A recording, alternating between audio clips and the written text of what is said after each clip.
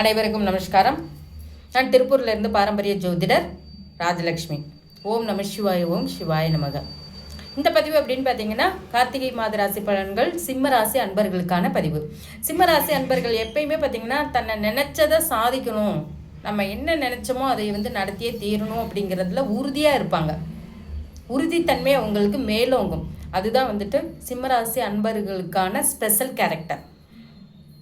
இந்த மாதம் அப்படின்னு கார்த்திகை மாதம் அவங்களுக்கு பார்க்கும்போது என்னென்ன விஷயங்கள் கொடுக்க போகுது அப்படின்னு எடுத்துக்கிட்டிங்கன்னா, ராசியாதிபதினு சொல்லக்கூடிய சூரியன் ராசிக்கு 4ஆம் இடத்துல செவ்வாயோடைய வீட்டில். அப்போ இவர்களுடைய சிந்தனைகள் அப்படிங்கிறது பார்க்கும்பொழுது இது நாள் வரையிலும் ஏதாவது ஒரு வீடு நம்மளுக்குன்னு அமையல அப்படின்னா இந்த காலகட்டங்கள் ஒரு வீடு வாசல் வண்டி வாங்கிறதுக்கு, வாகனங்கள் வாங்கிறதுக்கு, ஒரு அசையா சொத்து வாங்கிறதுக்கு சிறப்பான காலகட்டங்கள். ஏன்னா சொத்துக்குரிய இடத்துல போயிட்டு செவ்வாயோட இடத்துல சூரியன் அமர்றது அப்படின்னு பார்க்கும்பொழுது சொத்து வாங்கிறதுக்கு உத்வேகத்தை கொடுக்கும். நீண்ட நாள் ஒரு சேவிங்ஸ் இருந்துச்சு அப்படின்னா அந்த சேவிங்ஸை யூஸ்ஃபுல்லாக மாற்றிக்குவீங்க. நீங்கள் சேவிங்ஸ்க்குரிய கிரகம் 2ஆம் அதிபதினு சொல்லக்கூடிய புதன் கூட சேர்க்க, புதிய முயற்சிக்குரிய சுக்கிரன் கூட சேர்க்க, சுக்கிரனும் சூரியனும் சேர்ந்தாலே சொத்துக்குரிய அமைப்பு உங்களுக்கு ஆட்டோமேட்டிக்காக வந்திருக்கிறதுக்கான அமைப்பு அப்படிங்கிறது உண்டு. இல்லை வீட்டில் ஏதாவது ஒரு இன்டீரியர் ஒர்க்ஸ் பண்ணணும் அப்படின்னு எடுத்துக்கிட்டிங்கனாலும் இந்த மாதம் உங்களுக்கு ஃபேவரபிளான மாதம். கடந்த மாதம் அப்படின்னு எடுக்கும் பொழுது உங்களுக்கு குரு பகவான் 12ஆம் இடத்துல அதிசாரமாக நிறைய சுப விரயங்களை கொடுத்துருப்பார்.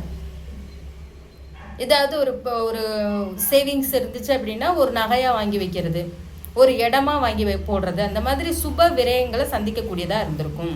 ஒரு திருமணத்திற்காக, குழந்தைங்களுடைய திருமணத்திற்காக ஒரு நகை நட்டு சேர்த்து வைக்கிறது, வெள்ளி பொருட்கள் வாங்கி வைக்கிறது, தங்கம் வாங்கி வைக்கிறது, இதெல்லாம் சுப விரயங்கள். இதெல்லாம் நீங்கள் என்ன பண்ணியிருப்பீங்க, செஞ்சுருந்துருப்பீங்க. இந்த மாதம் எடுக்கும் பொழுது புதுசாக நான் வீடு வாங்கலாம், ஏதாவது ஒரு நிலம் வாங்கலாம்னு நினைக்கிறவங்க தாராளமாக நீங்கள் செய்யலாம். அதற்கான கொடுப்பினைகள் உங்களுக்கு இருக்குது. புதுசாக உங்களுக்கு எல்லாமே தேடி வரும். ஒரு ஆடை ஆபரணங்கள் இதெல்லாம் வாங்கக்கூடிய அமைப்பு அப்படிங்கிறது உண்டு. வீட்டுக்கு ஸ்பெஷலாக ஏதாவது ஒரு இன்டீரியர் ஒர்க்ஸ் பண்ணுறது, வீட்டை அலங்காரப்படுத்துறது, வீட்டுக்கு எலக்ட்ரிக்கல் ஒர்க் மாற்றுறது, இந்த மாதிரி விஷயங்கள் நடக்கும்.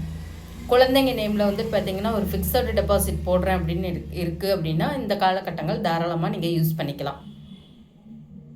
4ஆம் இடம் எப்பயுமே அசையா சொத்து வாங்குறதுல இம்பார்ட்டன்ஸ் அதிகம் கொடுக்கணும். ஏதாவது ஒரு மாத காலங்கள் தான் சொத்துக்கான மாத காலங்களாக வரும். அப்போ அதற்காக சேவிங்ஸ் இருக்குது அப்படிங்கும் பொழுது அந்த மாதம் என்ன பண்ணணும், யூஸ் பண்ணிக்கணும். அதுதான் நல்ல விஷயம். சரிங்களா? வேலை சார்ந்த ஒரு அமைப்பு அப்படின்னு பார்க்கும்பொழுது உங்களுக்கு வேலையில் பார்த்திங்கன்னா உங்களுக்கு பணியில் சின்ன சின்ன தடுமாற்றங்கள், தடுங்கல்கள் ஆஸ் யூஷுவல் இருந்துகிட்ருக்கு.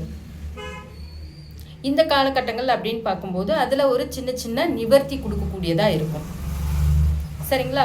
எங்கேயாவது வெளிநாடு போகலான்னு யோசிச்சுட்டு இருக்கோங்க அப்படின்னா தாராளமாக நீங்கள் வெளிநாடு வேலைக்கு போகிறது ரொம்ப ரொம்ப சிறப்பான ஒரு விஷயம்.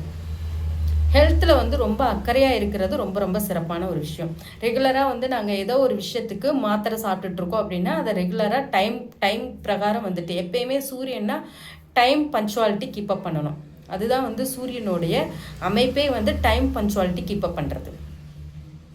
அப்போ டைம் பஞ்சுவாலிட்டி கீப்பப் பண்ணணும். உடல் சார்ந்து தொந்தரவுகள் இருக்குது, ரெகுலராக டேப்லெட் எடுக்கிறோம்னா அந்த டைம் கரெக்டாக நீங்கள் என்ன பண்ணணும், மாறாமல் மாத்திரை எடுத்துக்கணும்.